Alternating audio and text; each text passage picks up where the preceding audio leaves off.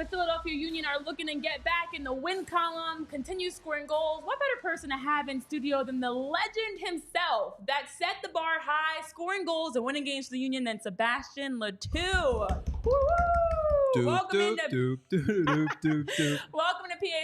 Union Podcast. I'm Renee Washington, joined by, as always, by my co-host, JP Zapata. We've got Tyler Zulli, producer, and of course, Sébastien in studio. Happy to have you here because it's a great time right now to talk through the team, but also to be able to chat with you some more about your career, because we've been hearing a lot about your career as Daniel Gazda's breaking your scoring records. So I want to take some time today to be able to look back on how you got to those records and how he got here.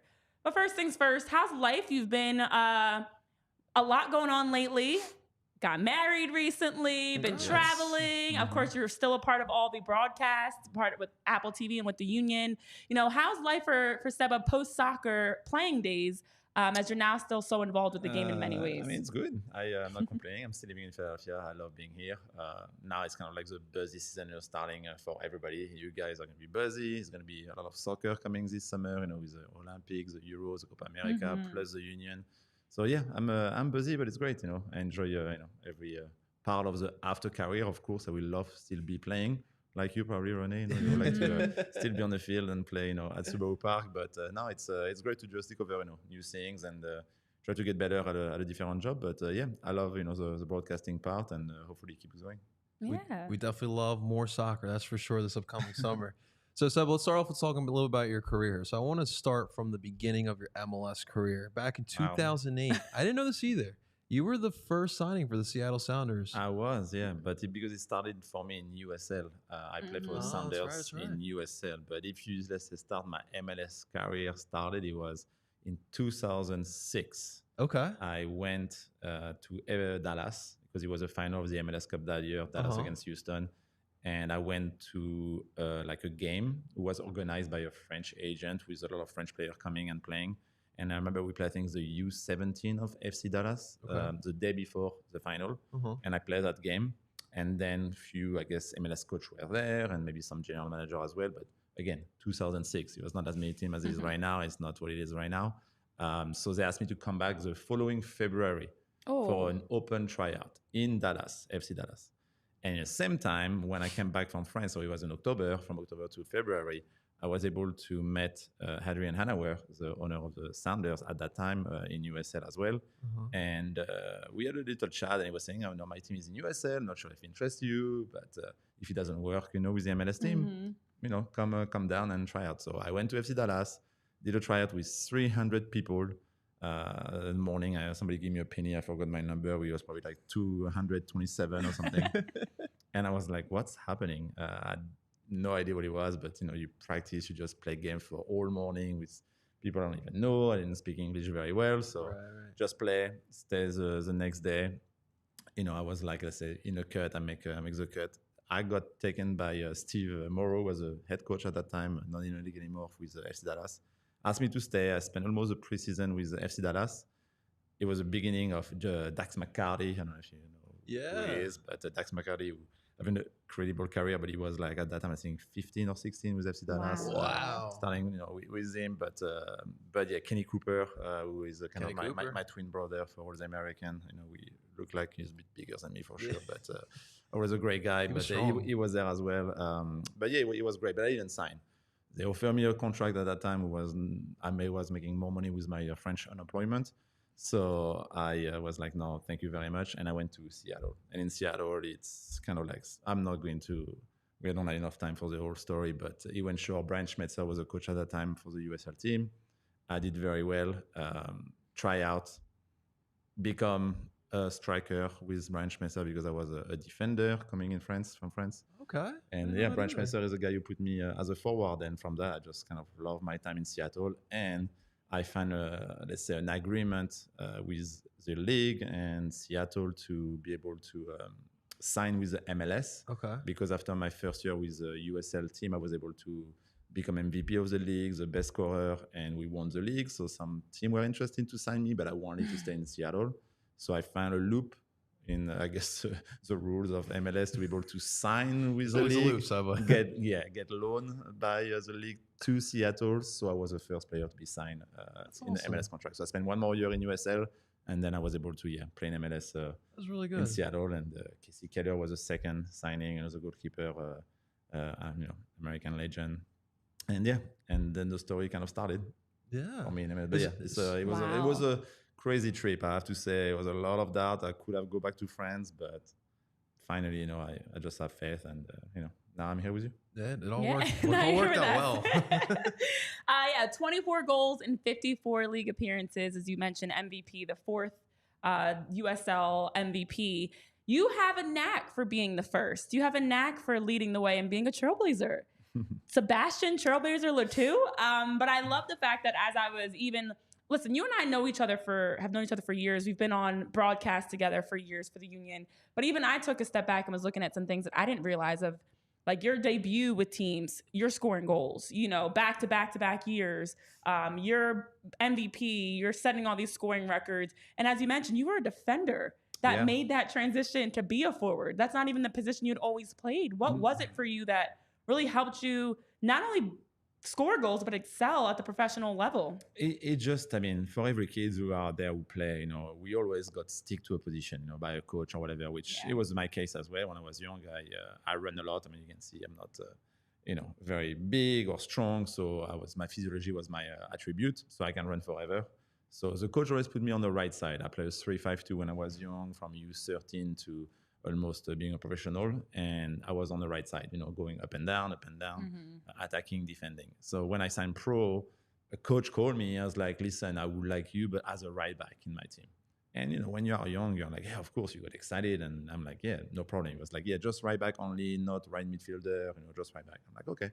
But I play in all those positions when you're young. That's why I always, say to the parents when I met to, have them change, play different positions, because some kids can be good at, of course, defender, but they might like to play, of course, sometimes as a forward as well. So, but when you start playing the big field, it's where everything changes, see the motivation. But I don't know, I was just lucky to learn a lot from my academy in France and know how to play different positions. I think the fact of playing defender for all those years really helped me to kind of know how to make the runs, I think was one big strength when I play, to always call the ball at the right time, to not be offside and kind of surprise the defense. But and what really helped me too to transition to come to play in America, it's to not speak English, because that helped you. It did, because when you are you are young, and for everybody, you always got pressure on yourself about doing well, or everything somebody yell at you, a coach or a parent or whatever it is, on even a fan who.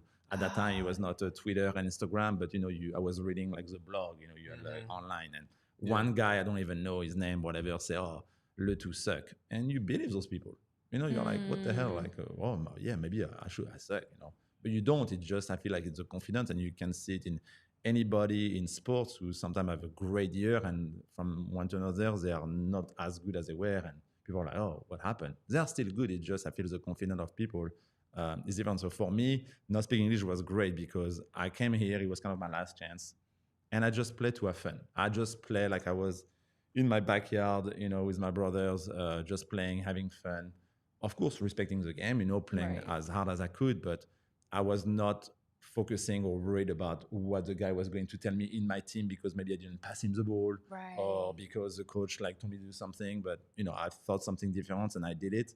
But everything worked out well, and I was not worried. I was not worried about, what did you say? I was like, I'm so sorry. Like, oh, well. But my English was so bad that I was just kind of like, okay, kind of whatever. I didn't mean any disrespect to anybody, but I just played to have fun, and it really worked. And it made me, show my quality and be good on the field. And then I got, recruited by Seattle. There you go. Yeah, but I think the language was important to kind of shut down, this mental thing we all have. I mean, I'm sure you all did when you play games and whatever it is, and because someone says something to you, boom, you shut down, and you're like, oh, I'm not good enough. And this was really big for me, because I'm like, first time I come out of France, I needed something new. I was 6 months, without playing soccer for a team, and I was like, wow, okay, it's my challenge. Let's just have fun. I just play like it's a 7v7 with the guy of my little town, and and just play. And it was okay, so it was good. Yeah, but hearing some of these stories, it does make sense. Like watching you play, because like I remember watching you, and like when you would press, you were like a wild man. Like, and I admire that so much. But also too, like, but your game translated very well with the city, which I'm sure you're finding out now. They were very blue collar. We love people who work their ass off on every game or every play.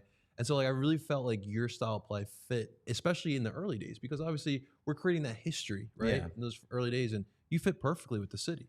Yeah, I mean, I was lucky again to come to this city of Philadelphia, which I had no clue what it was. Right. Honestly, I came here, I just knew one of my favorite movies when I was a kid was Rocky IV, But I watched every Rocky, so I was like, oh wow, okay, Philadelphia, it's where Rocky IV though, just to clarify. Rocky IV is my favorite of the Rockies. Okay. I get it. Let's just clarify my dad too. My dad too. It's like the music, soundtrack. I was playing in my tape every time. Like it was impressive. But no, it's so I didn't know a lot, but I just came here when I got picked by the expansion. But being first, come to a team, and when we play and we met the fans right away, quickly, and I was like, wow, there's that many fans already, and the team doesn't exist.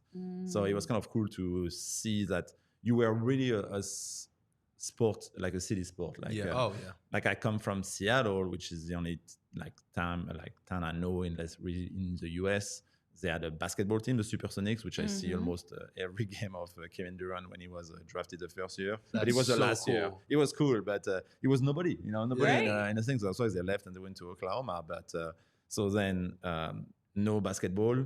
The baseball, the Mariners were terrible, and I'm not a baseball guy. Same is a new sport to me, so I was not really interested. And then I went to the Seahawks. Same, I left at halftime twice because but they were not good in 2005 and 6. They were so bad too. So it was not a lot of excitement. I tried to understand the game, but it was 4.5 hours. Like I'm exhausted. So I had to leave. And then they had soccer. They have hockey, and I like hockey. So I kind of came here, and then it was just like, wow, everybody was crazy. Like Eagles, Phillies just won the World Series, and went back. It was just kind of like a different time. I was like, oh wow, people really know their team. Like you need to, and I was like, wow, it's gonna be hard to make a place for soccer here, but people were really interested, and it was great to see. Yeah, it is wild to see how much the city, comparing to others, is such a sports city. Like I always tell people, in Philly, you get generational fans. I know we were talking about that. Like every generation of my family is a Philly sports fan, and the generation before my parents, and everybody grew up watching Philly sports, and we get the passion this year. That's different. The fandom, tailgating, the excitement. You don't get that in other cities. Like I jokingly say I've gone to so many other games and it'll be like the golf clap. And I'm like, what is this? But as you mentioned, when you come to this city, you do have a totally different experience. And even as a player, that's why so many players and athletes want to play for a team in Philly, because you do get that excitement of walking into Subaru Park and everybody is there early. Sometimes before the players get there, and they're there early, and they're tailgating, and they're cheering, and they're excited just to be able to watch you play every day. Yeah, I mean, Seattle fans of soccer were amazing too. And I'm not going to say like they were, but they were great. I really love Seattle too. It's one of my favorite cities to play after the Union, of course. But it's just when I play here, like you said, like just passion of the fan really wanted you, and the fact that we were not good. The first year we really sucked. It was hard for us, to try to build something because we don't have everything they have now. But and I can tell, like even if we are losing, but you give everything on the field, and you respect them and respect the fact they came to watch you play. It was always kind of like you feel it, from the people. They were not mad at you. They were not upset. They were like thank you. Like you say, we can see you bust your ass and you run as hard as you can until 90 minutes to try to come back. Of course, you don't have always the best game, but they understood that, and I don't know. It was very easy for me to fit into it.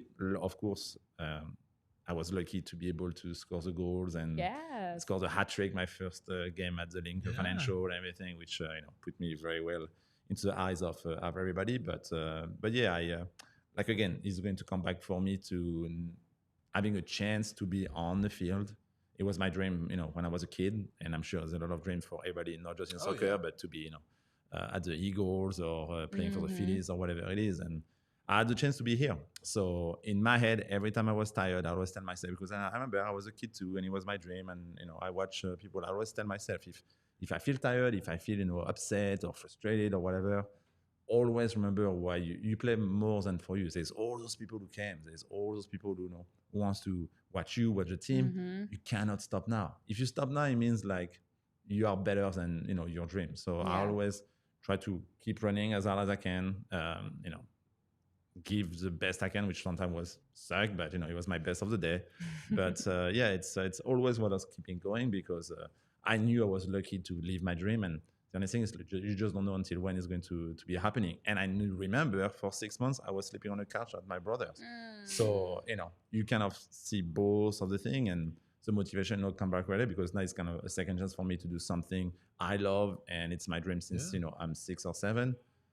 And now I can do it. So why not, give everything? Because you never know what can happen to you. And you never know what the next day. So it's a great mindset. It was mine. I'm from a blue collar family as well, working hard, and you don't get everything, easily. And that's why I think my personality fit well with this team and the city. Exactly. And I love that because, as you mentioned, you don't know when, you're going to have to step away from the sport that you love. And it is sports. It shouldn't be stressful. It should be something you enjoy doing. It should be a chance to leave it all out there.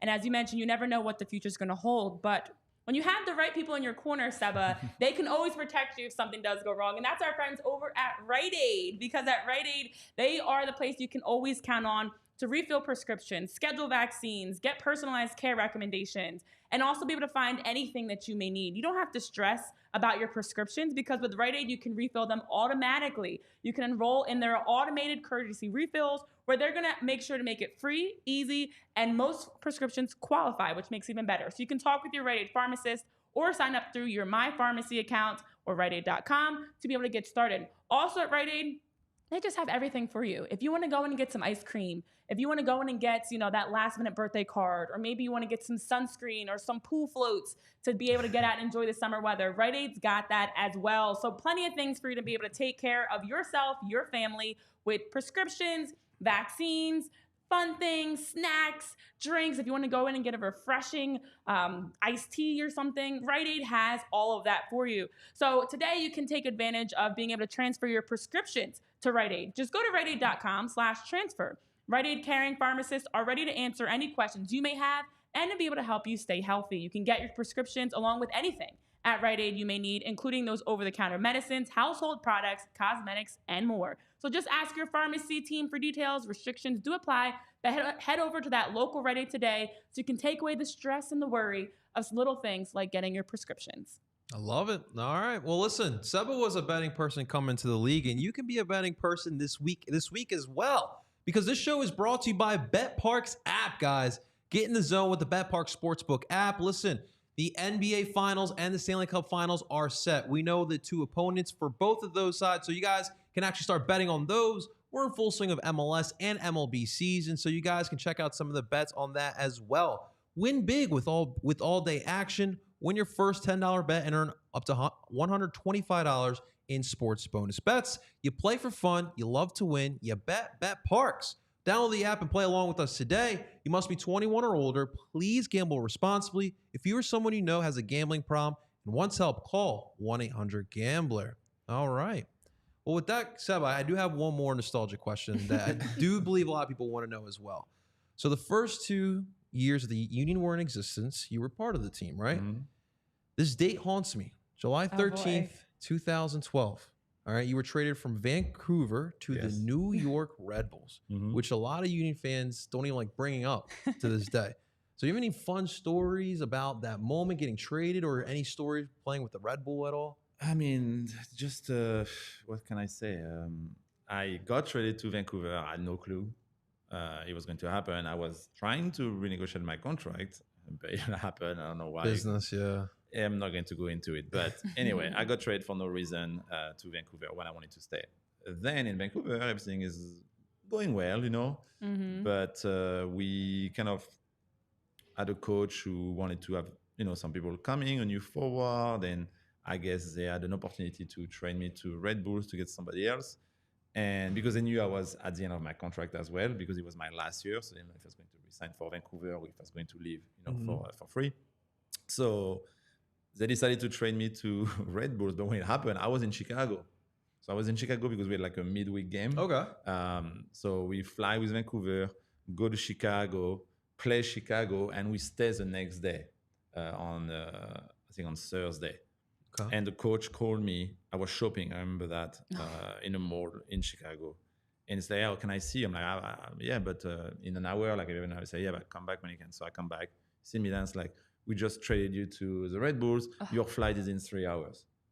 And I was like, I just have Vancouver gear with me, and you want me to send? I'm like, what? It's like, luckily I went shopping, so I had a little bag of clothes with me. But yeah, so they traded me. I had to fly that day, go to New York. So in mind, I'm like, okay, but it's closer to Philly, so it's nice. And what kind of was good to me too is like I was able to play. I know nobody likes him in Philly, but with Thierry Henry. That was cool. Was one of my idols when I was growing up. Playing for Arsenal, the team I like, and then playing for French national team, winning the World Cup and everything was huge. So just to be able to be day to day with him, as a professional was great. Learning, hearing from him, seeing him, outside of whatever we see, on TV or an interview, it's very different. And being from France, like him was great. So it's kind of like those 4 months I took out of it. It was, not. Amazing experience in New York. Sandy happened. That's right. Yes. That's right. We should have, had a better chance in MLS Cup, but we got out against DC. But anyway, it was a weird year because I was kind of talking to come back to the Union because the Union was not very good that year as well. And from the beginning, as soon as I left, my goal was almost to come back here. That's awesome. And it happened. So I just wanted to have a good season. But it's always hard, to go across the country, playing in Canada and Vancouver, a beautiful city, beautiful town, a great club as well. They love soccer over there, but it's not where it is right now, the League Two. So I had to deal with all moving, getting traded on the Wednesday. I didn't even come back to Vancouver to play for New York because it was summertime, it was busy, and then went back to Philly at the end of the year. But yeah, it was a very crazy year for me. But it's how it happened when I got to the Red Bulls. I just a phone call and I had to go. It's how it was. And now you and Titi Henry are two legendary TV broadcasters. Would you look at that? Who's that? You and Thierry Henry are two legendary TV broadcasters. Yeah, thank you very much. I'm very happy you put me in his class. I just think it's so crazy when you hear stories like that because it happens all the time. And people don't realize, as talented as superstar athletes like yourself are, you're still human. You're out shopping in the mall and you end up finding out, you're going to be on a plane in a few hours. First of all, flying in general is stressful, let alone flying to be traded, to relocate, to go play with a whole new team. Like, holy crap. And on top of that, I'm still trying to figure out, and I'm sure, I don't think you guys as men are even caring about this. Where's all your stuff? When did you move your stuff? You're moving from Vancouver to New York. Oh my God. Where's your furniture and your actual stuff of uprooting your entire life? I mean, I stayed 3 weeks at the hotel, Jeez. and I just find a 2 months place in Hoboken, kind of closer. That's a nice area. I didn't want to live in a city because it's too much for me.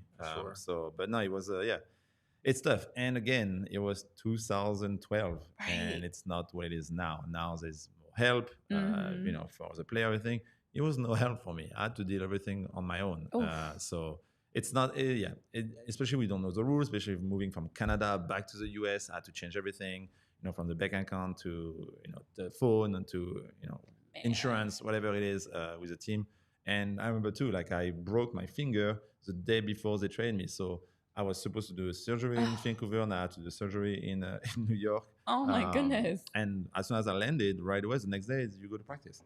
And okay, so you meet the new guys, everything, which is, it's great, it's fun, but in the same time, it's like, okay, but we have a game, on Saturday, and we play Seattle. And luckily, that game, I scored my first goal and my only for the Red Bulls. But so it was another good start for me to be accepted by the Red Bull fan, knowing that I was coming from Philadelphia. Oh my goodness. That's so funny. Yeah, these are the things of like life outside of the game, in addition to all the game planning, X's and O's, strategy, watching film and all that.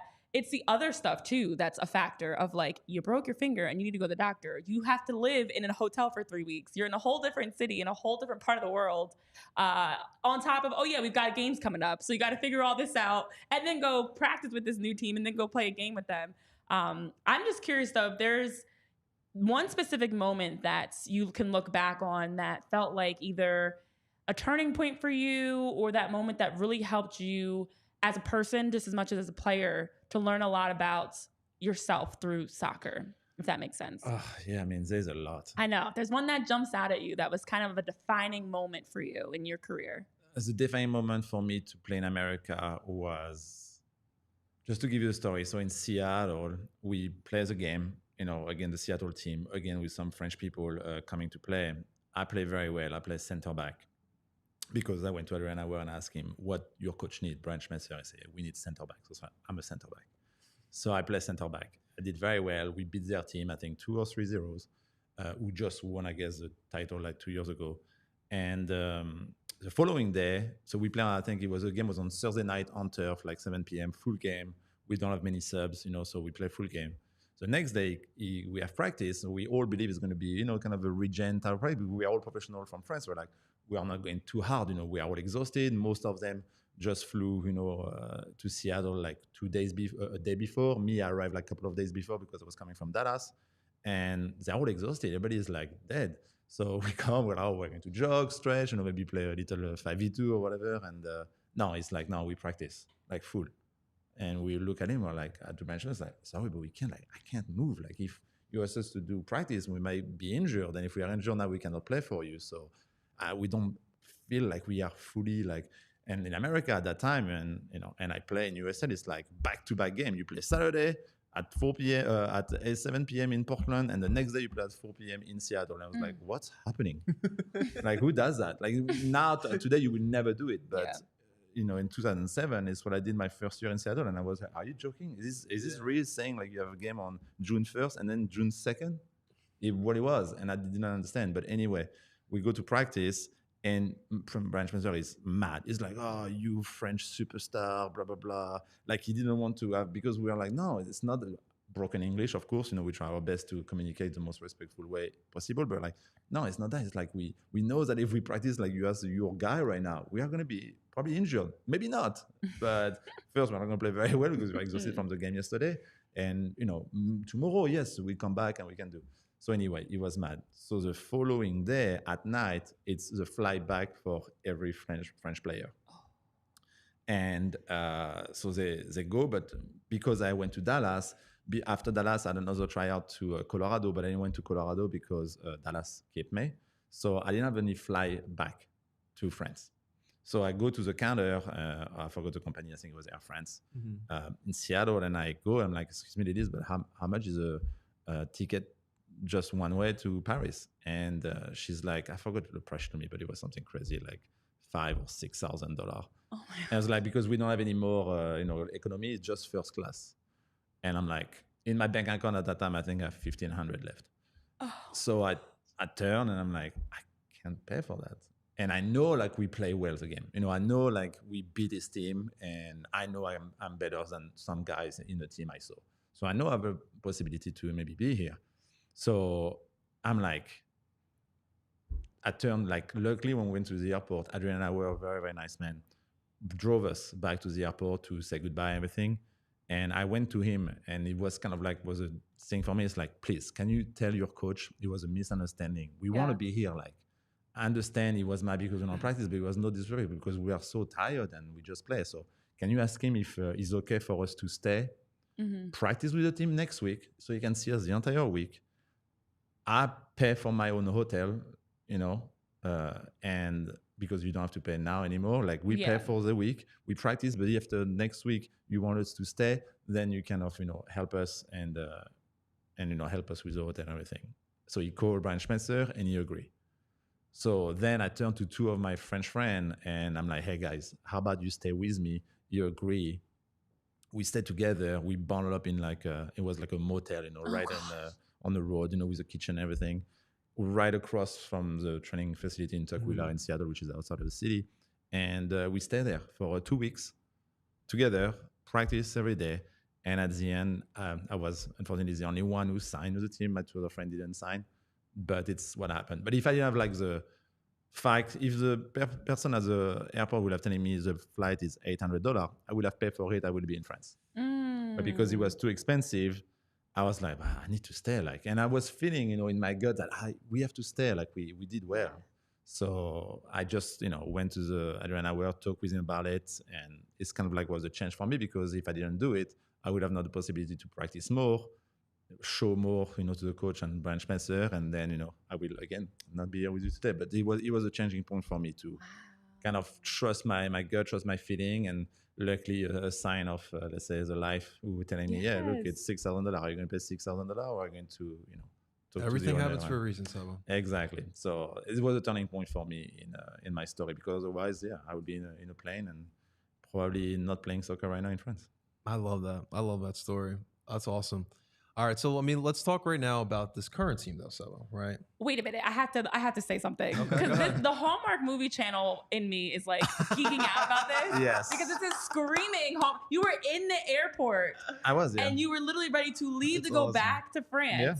And you would have not played with Seattle, which would have not kept you in the MLS, would have not put you on the back with the Union or with the Union at all. And you ended up staying, and literally your entire career changed because you could not afford a $5,000 ticket, which now is like still very expensive. Don't get me wrong. Thank you, Air France, by the way. Thank you, Air France. My gosh, but yeah, it's, that worked out perfectly. We could definitely make a movie of my story. Yeah. Oh, my God, yeah. We don't know where your soccer career would have went next. What we do know is you couldn't afford that flight, but you could afford the opportunity to play in the MLS. I love that. But you know where else you guys could take care of yourselves financially to make sure that you are covered? That's with our friends over at TrueMark Financial Credit Union. And if you're especially somebody like Seba that had to move around and change your banks, that would have been a lot easier if you had a credit union like TrueMark Financial that was supporting you, because with TrueMark, they let you become a part owner, which means that your profits are coming back to you instead of going to shareholders. It also makes it easier to continue to monitor your banking because they've got digital tools and technology to make your lives easier. Over at TrueMark, they also have better rates, lower fees, and a better return on your savings. So TrueMark, which has local roots right in our backyard, they are headquartered in Fort Washington. They've got 24 branches in the Philly area, and they really are doing their best to serve our community and people right here in Philly. So you can become a member of a credit union that has a ton of benefits of being a customer at a bank. It's difficult banking, having to move your bank, having to figure out where your money is going, planning for your future. And with TrueMark Financial Credit Union, they simplified that process for you. So you can head over to TrueMark.com/PHLY to learn more or to find a branch near you. Again, that is TrueMark.com/PHLY, federally insured by the NCUA. Awesome stuff. All right, guys. Well, let's talk about our friends over at Coors Light, ladies and gentlemen, because listen, we heard Seba's story. Sometimes you do need to chill and you do need to pick cold. So that's what we're talking about. Coors Light here, ladies and gentlemen. When the mountains turn blue, it is cold as the Rockies. Coors Light is cold lagered, cold filtered, and cold packaged for a smoother finish. When you embrace a chill mindset, it's a good time to choose chill and crack open that Coors Light. I wish I could crack one open right now. Coors Light is a mountain cold refreshment, crisp and refreshing as the Colorado Rockies. I don't know how I feel about that, but we do like cold Coors Light, that's for sure. Make the most out of the times you choose to chill. Choose Coors Light. And the best part about it, guys, you can get Coors Light delivered right to your footstep, all right? Right before the Union game, you don't have anything to drink in the fridge, hit up Coors Light and get it delivered right to your doorstep. It gets delivered straight to your doorstep with Instacart. You can get it delivered right now by going to CoorsLight.com/PHLY soccer. Again, that's CoorsLight.com/PHLY soccer. Celebrate responsibly. Coors Brewing Company, Golden, Colorado. Have to get some cold Coors Light, Seba? Yes. Yeah, from the mountain. I play for Colorado, so yes. Yeah. I do feel like after we're talking about needing a Coors Light, it is only fitting we talk about the team because, yes, JP, we do want to get into the struggles of today. Yeah. Because, as you mentioned, you wouldn't be here, which means that a lot of these records probably wouldn't have been set. Daniel Gazdag, who just broke your all-time scoring record for all competitions and then just tied yours for MLS competitions, wouldn't have happened. Like, so many things would have been different. So before we get into these struggles and the bad, have you talked to Danny about the record? Have you had any conversations with him about, this what? No, not really big conversation. Just a little. I just texted him, after he just beat the whole time, just to I congratulate love him. that. It was just very well done from him, well deserved. He has been impressive since he arrived for the team. So it was just very great to see, and I cannot be let's say more impressed to have this guy beating me, be my record, and I just tell him to keep going because we need more goals right now. Yes. Did you think it would take longer for someone to break the record? Seriously, I didn't even think about it. You're It's like, you okay. guys. You Yeah. always tell me Very about true. it. It's of course it was great to have the record. If we talk about record, I'm still recording assist, as well. Yes, It's, you are. it's what I say. I always love to score goals. It was my favorite thing to do, of course. But giving a great assist, it's as you good did that, to me. Saba. So I'm lucky. I'm 50 goals, 50 assists. Very easy to remember for the team. It's you don't really think about it. It's just people are like, he's 9 behind you. I'm like, okay, sure. It was not my first thought was about the game, but it's great for talk. Hopefully, somebody one day will be Daniel, Right. record, Yeah, for and, sure. and so we hope to kind of keep building this team. And if we have a guy who can score the goal, I think the Union will be successful. Yeah. We'll stick with that narrative. But real quick, so right now this Union team have 4 wins, 8 draws, and 4 losses, good for 20 points. Not the best start. Obviously, right now they're going through a little bit of a drought, especially at home. But I want to talk about the attack because that's where you made your mark, right? So Michael Ua is someone that we all know very well on the show. We always have these discourses about him as well. He played your former position too. He was a DP signing, the most expensive guy. For me personally, I think he's good, not great for what we do need. But I'm just curious your thoughts on Ua and just the attack in general. Again, Michael has been scoring goals for the team. Maybe not as much as we were thinking he was going to be doing, but like anybody, he starts with confidence. Yeah. I feel like I told you about it. When you're coming here, not having confidence, but not speaking English. I don't know with anybody who goes through droughts, of not scoring or having amazing year.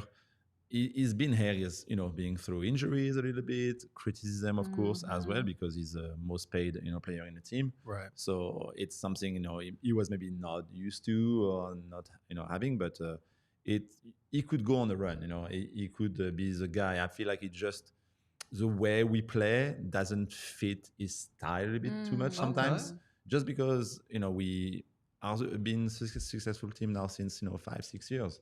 So every team knows the way we play pretty much.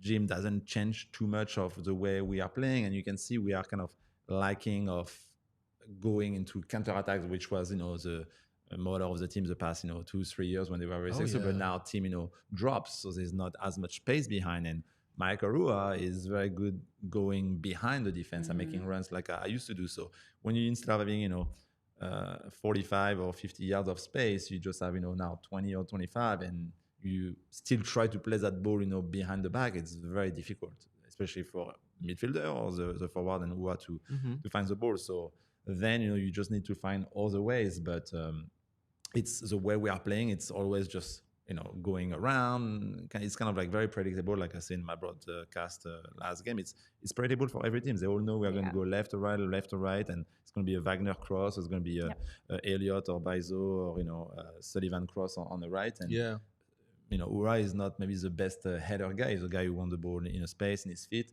Like when he scores a goal, against Montreal, it was a perfect example of finding him 1v1. This time he beat the defender and he scores. So it just it's hard, because you have to change a bit your style of play now, knowing that every team is going to leave the Union the ball at home, drop, and say, okay, but you try to attack us and try to find a way to beat us. So, but you can see the frustration from everybody, and not just the forward, but the entire stadium. But it's been a great 5-6 years, being at home, not losing a game, and now it's been a long time we didn't see a win at Borough Park. So it's something you have to go through to try to get better. And if we are doing, but we are just at the half of the season. There's a lot of things can happen. There's a big break coming. Maybe we will see new faces, everything. But it's where the team goes. You can't always have the same player over and over because motivation is different. Team play different against you, and you need to motivate yourself to try to get something. Which at the end, I think for all those guys is the last thing to win is the MLS Cup. It does feel like a lot of teams are forcing the Union to possess the ball a little bit more. And like to your point, like I remember like 2020 was like the best example, right? The Union want this philosophy, right? High pressing.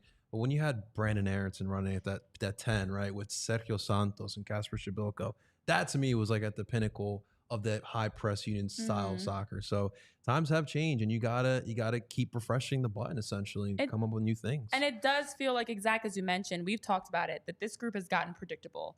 You look at both goals against Montreal and what created them. I mean, the PK is drawn because Jack McGlynn plays a beautiful through ball into Ua, whose shot is rebounded, and then Gazak draws the PK and finishes it. The goal that Ua scores a few minutes later, same thing. Quinn Sullivan plays a great ball into him. He's receiving the ball at his feet, going 1v1, shifts his touch, finishes. It was them, those 2 goals, doing something different. Whereas with this team, their attack traditionally is a lot of flank services, set pieces. They want to high press and then get out in transition. And it feels like this group has just been running back the same style of play year after year, whereas other teams have been making tweaks. And not just in personnel, but in tactics as well. And that's now caused them to drop. Of the last 10 games, they only have 1 win. You know, that's 3 straight draws in a row. And I still cannot believe the fact that they now have, I updated my numbers, guys, so I've been keeping track of this. They now have had a total of 12 games. Let me find it exactly where I had it. 12 games where they scored 2 or more goals in this season across all competitions, and have only won a third of them. They've only won 4 of those games. They've tied half of those games. And you look at Montreal, it's a 2-2 tie where you're up 2-1, a player up, and then Jack Elliott's red card, which is a whole thing in itself, because I didn't think that was a red card. But anyways, leads to that tying goal. This team offensively is actually producing. That's an area that they're looking more like that 2022 offense. But they're giving up goals. They're tying games. They're losing games. Is that the defensive side being... I'm curious your thoughts, because we haven't had a chance to talk about this. We feel like defensively, they've been a step off. It's been a lot of times, you look at even the first goal and some of the chances we've seen in recent goals, the man marking hasn't been as sharp. The organization hasn't been as sharp. They're shifting and they're leaving guys unaccounted for. And even the second goal, I watched it from several angles over and over again. The rebound comes off the post, and Ua is the only one trying to clear the ball off because Zemla's out of position. He's the only one, and there were about 4 different guys from Montreal unmarked, crashing in, knocking Ua over, knocking ball in the net, and everybody else was caught standing ball watching. The ball watching has been such a factor defensively. I'm curious your thoughts on what needs to, like, how do they change this? Is it this bad because Andre's out and they're missing that leadership?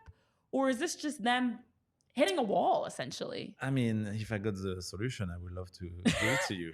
But in my personal opinion, just watching the game, watching the game like you, it just we did just this year is just too many mistakes. Yeah. It's like, of course, you said the ball watching, and I think being brave and the passion, and maybe the motivation is not as much as the other, because you know, all those guys, you know, now they have good contract. You know, if you compare it to where they came, you know, a couple of years ago, it's not the same.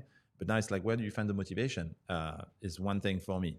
The second thing is, it's just too many mistakes that we don't see. If you look at every goal we give up, like again, the one of the red card from Jack Elliott, it's a terrible trap from him, you know, from a goal kick. It should have never happened. Then he had a terrible tackle, you know, opens the knee of the guy. That's why he got a red card, and the referee decided, even if he touched the ball first. But you know, if we go the other way, maybe you will say it should be a red card because the knee is open of, let's say, of Michael Rua. You know, you'll be like, oh yeah, it should be a red card. So it's hard to kind of judge, but it was a mistake. And we did it so many times this year. And it's not just Elliott, it's everybody in the team did minimum a mistake, from Martinez to, you know, like Glesnes, to Elliott, to Wagner, to Ariol, to Zemla, to Andre. Everybody had kind of a time off, like, you know, and it started with the Champions League. If you remember the Glesnes on goal, everybody was kind of off the game, and they tried to eliminate that in the past, let's say 2 away game when they play in Boston. They got a clean sheet, another clean sheet in Charlotte, but doing this makes them not really attack. They completely like shut down the offense and don't push number forward and everything.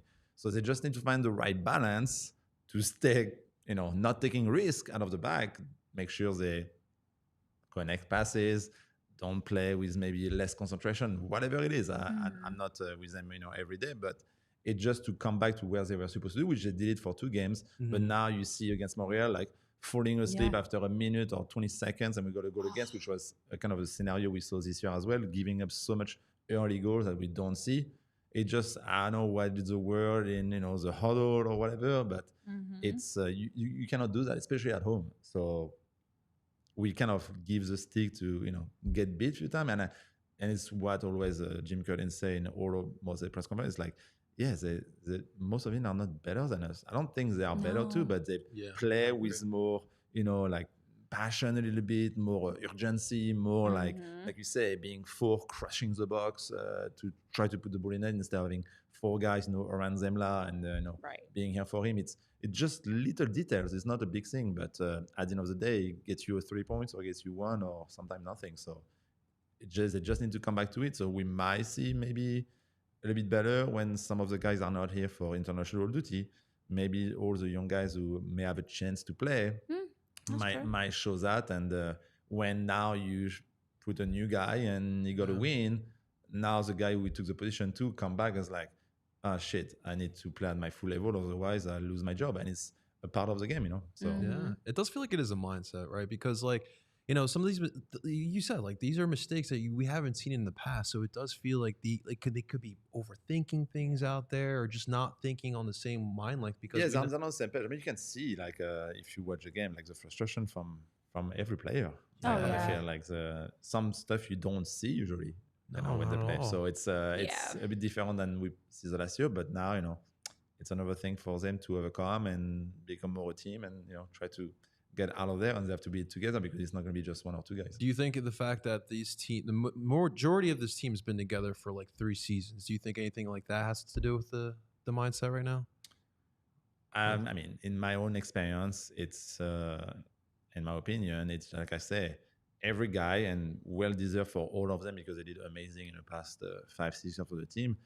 They got, let's say, how you say when you get paid and you're like more relaxed, more like complacent. Exactly. Yeah. It's a good English word. Thank you. And it's a normal thing, to happen to anybody. For sure. To be complacent sometime when you feel okay, I'm here, and you don't see maybe you can be over there. You are complacent, and I feel like with having, all those guys and new, contract well deserved for them, but making more money, being here, they know they are here for another maybe 2, 3, 4 years, whatever it is. It's a bit different to motivate yourself, especially when you are always with the same guys. Right. So it could be it. Maybe it's not. Maybe it's just what I'm thinking. But other than that, it's just because of the mistake we see and the frustration and the motivation or the passion. Sometimes you don't see as much as you were seeing before. Yeah. And then you see the frustration when there's maybe 1 or 2 guys at that game who have the right mentality, but the other guy are off. Yeah. It's kind of like you need 10 minimum or 9 of them being on the same page. If it's just 3 or 4, you cannot win a game because it's but it's always like everybody has to be showing up in a weekend. And that's that blue collar mindset that this group has had that does feel like it's missing, of underdogs wanting it more than your opponent, wanting to leave it all out there on the field. And it does feel like offensively they've been playing a little bit more with that edge at times. Defensively, we haven't been seeing that. It's been feeling very lackadaisical and laid back, and they're getting beat to balls that other teams are scoring because the other guy just wants it more. And I know Jim has talked about that. It's not them giving up these beautiful goals. Listen, we all know sometimes you're going to get a goal scored on you that's just like, all right, applause to you on that one. That was a beautiful goal. The pass, the move, whatever it was. That's not the case. These are goals, even that goal in the first minute. I watched as that play progressed. Nobody's picking up.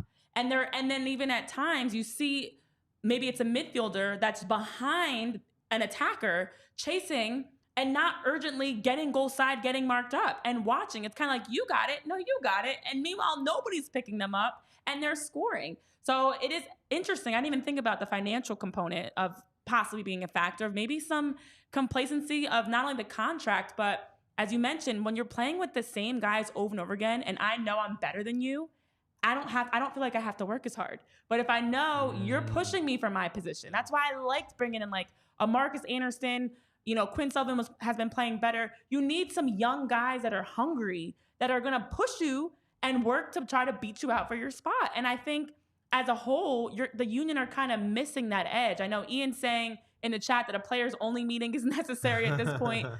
I don't think that would even change it because it starts at the top. You know, your leaders you have down the middle, a Jakob Glesnes, a Jack Elliott, you know, Ali Bedoya. These are guys that have been in these roles locked in. And I think they need some fresh faces just for the sense of stirring things up a bit. Make them have to work again. If your position, Jose Martinez right now is battling with Leon Flock in the midfield, for example. Okay, maybe we get a little more out of Jose now. Like, you need to have that, some sort of motivation that your job has to be won every single day. And I know I said it on the show before, like, I would get back to the point if I was coach, back in my days of coaching, of like, you all have to earn it. We haven't been winning games. 4 wins on the season is not acceptable. The way that we're losing is not union soccer. Everyone has to earn their spot. And whoever is competing the hardest in practice, they're going to get the minutes. I mean, I hate to even have to like get, and I don't think it'd be a radical change. Like, you don't need to shake everything up, but just kind of light a fire under them a little bit of like, let's get back to what we were. Let's get back to wanting it more than the guy next to you and beating out every opponent for 50-50 balls and just doing the little things that are missing. Just go in the locker room, Renee, and tell them. But I agree with everything you say. I think we are all, behind our computer, everything. We are all a coach, when we watch the game, we think about stuff we should do, not do. There's a lot of stuff, we don't know. There's stuff, happening, injuries, with a player. But at the end of the day, it's just playing together as a team. It doesn't matter who is on the field. Right. It's who wants it more at the end. And especially when you play in Philly, when you play in the stadium. So we play with the same team. We have the same guys now for a couple of years, and it's great to see them. But like you say, it's important to, at the same time, manage, the group the right way, possible to always get the better result. But there's a lot of young talents, coming now through Philly. We saw, of course, everybody talk about the sign of Kevin Sullivan, but there's a lot of more players as well, who come from the academy, who are ready, winning the GA Cup. You see right now the Union 2 is like number 1 in the East. So it means there is some good player there. It just, are they going to get their chance? It's the only question. Yeah. And as of now, with the result of the team, yes, we are all thinking, but maybe it's time for Jim to, try to maybe try other guys who maybe doesn't have as much time since the beginning of the season and see what they can do to help the team. And because at the end, it's not going to change if it's another tie or a loss because we are not winning. Yeah, and speak to Union too. Jillian has a good comment. The next few weeks are big opportunities for some guys to step up. Was talking with Makahanya yesterday after Union 2. Makanya. I got you. I appreciate it. Yesterday after Union 2 game, he's feeling confident in giving the opportunity. I mean, we talked about Marcus Anderson as well. So hopefully, we know international break, your Jeremy Raffiniels of the world as well. Yeah. Hopefully those guys get the opportunity and maybe they can show something to Jim.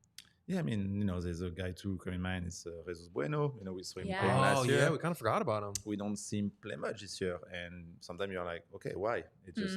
But again, we don't know what's happening. Maybe Jesus is not as good at practice. It's could be a reason. So, and Jim always, play pretty much the same, type of guy. But last year, he earned it because he did very well during the Leagues Cup, and it was his opportunity, and he did well. So. Hopefully it can be the case for other guys this year and we can see them more, in the starting 11. Yeah, absolutely. I do feel like naturally there's different types of motivation for players. Some, like I was one, I just like to win everything. I'm still that way now. These guys make fun of me, but I just want to win. I don't care if it's, a competition around the office, like whatever it is, I want to win. That's my motivation. For some people, it's just, I just want to, something different maybe. I don't know what it could be. So I think it is trying to figure out how to get these guys back motivated. And I do think the break actually could help. Yeah. You get some other guys out there, a Marcus Anderson or Chris Donovan, Jeremy Raffanello, Makanya, different guys, maybe get some minutes and see what they can do. We did see that help with that, what was it, Portland? It would have been the game that we had. Yes. Marcus Anderson start. It was a whole different mixture of guys. Yep, Raffanello. And that actually, in that game, was a spark that definitely helped. I think they just need something different. And I know I've seen people complaining about, the Union not bringing in high-profile players and not bringing in, major roster moves in that sense. I don't think it even has to be all of that. It just has to be someone that can help add depth, add to the fight for a starting position. Like, you can't roll out the same starting 11 year after year and expect, it's just going to magically fix and you're now going to be more successful and win more games with the same exact group. Yeah, it's tough, and that's why I'm not a coach right now because there's a lot of stuff out there. I prefer to talk about it, but yeah, it's a lot of things going on, and Jim have been successful with the team for now a long time, and he probably knows the best, what's the best for this guy. So at the end, it's like he's the guy who decided, and hopefully he's going to turn around and go his way, because if he doesn't, the responsibility it's on him, as a coach. So yeah, hopefully like the guys he keep giving confidence to will get the job done, and if he has to change, I think he will. Curious your thoughts on this. So I don't know how active you're on Union Twitter, but there's something going on right now called the Union Yards curse. Oh gosh. Okay. All right. So since the opening of Union Yards, which you were a great celebrity bartender at, Yes. the Union in the 6 matches at home have 0 wins, Okay. 4 losses, and 2 draws. Yes. Do you believe in curses, Seba? No. I believe in a very good cold beer before the game. Yeah. Union Yard is a spot. So there it is. That's the thing that's been going around the Union Twitter. People believe that the Union Yards have brought a curse onto the Union, which has resulted into their recent struggles at home. I mean, if we need to find a reason for everything, Right. that's why it happened. It's gonna be people are just stop being in your head, guys. Everything's going to be fine. We're gonna be all right. It's my fault, Heard it from guys. Seba. We're gonna be all right. I put my left shoe on before my right shoe. It's my fault. Oops. It is interesting because people are always. Granted, I was a very superstitious person as a player. I don't know if you were, but I was extremely superstitious. But this one, I'm not going to blame on Union Yards because You had it your lucky started a little. socks. Oh, I did. Well, I had my pregame. Everything was extremely down to the specifics. But as we are wrapping up, Seba, we do appreciate you so much for taking time to join us. We wish we could be talking about wins and more positive things, but it's going to get there. It's a very long season. I have faith. Jim's a great coach. This is a really good core group. I do believe that, now they obviously don't have an MLS game until the 15th. There is this break. You're going to get other guys that are going to be working themselves into some minutes here in the next, couple months, honestly. And so hopefully things right now are forcing them to take that hard look at themselves and reevaluate how they want to look and play moving forward. Yeah, it's going to be an interesting summer, I think. We can see, keeping not going down, we'll see a reaction, seeing some change. And yeah, it's going to be an exciting time for the Union fans to see maybe new faces on the team. Yeah. And I mean, it'd be great if we can always be on top, all the time. But there's always, a phase where team need to kind of go back to where it is. But I think a break could be good for that team. So that's good. It's happening right now.